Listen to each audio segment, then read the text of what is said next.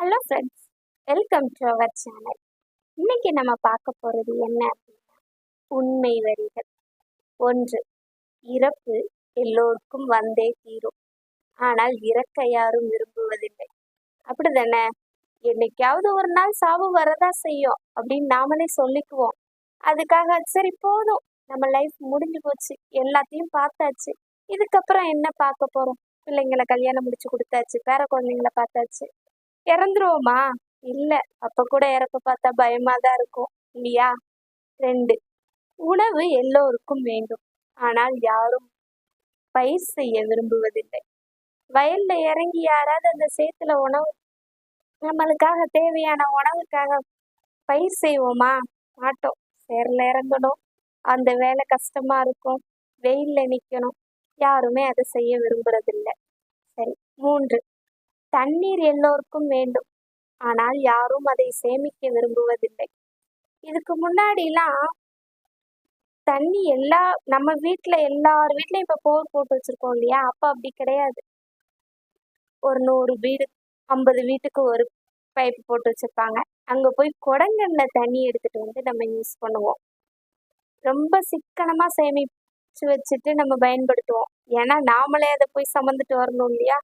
இப்போ நம்ம தேவைக்காக எல்லார் வீட்லயும் நம்ம போர் போட்டு வச்சுக்கிறோம். நல்ல தண்ணி, உப்பு தண்ணி, எல்லாமே மோட்ரு எல்லாமே வச்சிருக்கோம். இப்ப இஷ்டத்துக்கு செலவு பண்றோம். அந்த தண்ணியை நம்ம யாராவது சேமிக்கணும்னு நினைக்கிறோமா? இது வெயில் காலங்கள்ல தண்ணி இல்லைன்னு கஷ்டப்படுறோம். அப்படிதானே? 4, நிழல். நிழல் எல்லோருக்கும் வேண்டும், ஆனால் யாரும் மரம் வளர்க்க விரும்புவதில்லை. சுத்தமான காற்று வேணும், ஆனா யாராவது மரம் வைக்கிறதுக்கு விரும்புறோமா? இல்ல.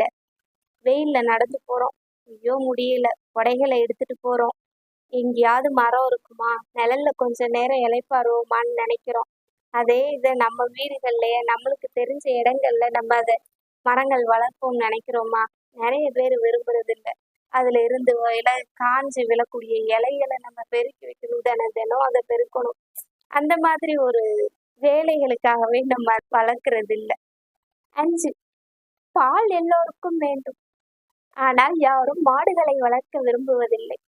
காலையில எந்திரிச்ச உடனே டீ, பால், பூஸ்ட், ஹார்லிக்ஸ் ஏதோ ஒண்ணு குடிச்சாதான் நம்மளுக்கு அந்த நாள் ஆக்டிவா இருக்கிற மாதிரி இருக்கும், பிரிஸ்கா இருக்கிற மாதிரி இருக்கும்.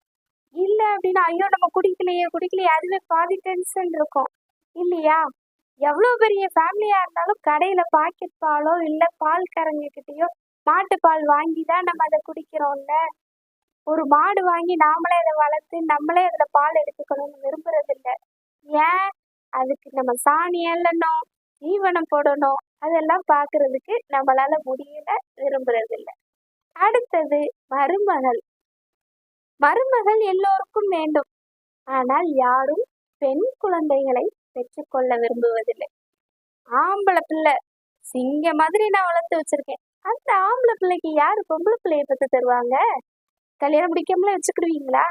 கல்யாணம் முடிக்கிறதுக்கு பொம்பளை பிள்ளைய தேடுவீங்கல்ல, அப்ப யாரோ ஒருத்தங்க பெத்து வச்சிருக்கிறாங்கன்னு போய் தேடுறீங்க. ஏன் நீங்க அந்த பொம்பளை பிள்ளைய பெற்றுக்கொள்ள கூடாது? இதுதான் உண்மை வரிகள்ங்க. இப்படிக்கு உங்கள் ஞானப்பிரபா. பிடிச்சிருந்தா லைக் பண்ணுங்க, ஷேர் பண்ணுங்க அண்ட் சப்ஸ்கிரைப் பண்ணுங்க. தேங்க்யூ.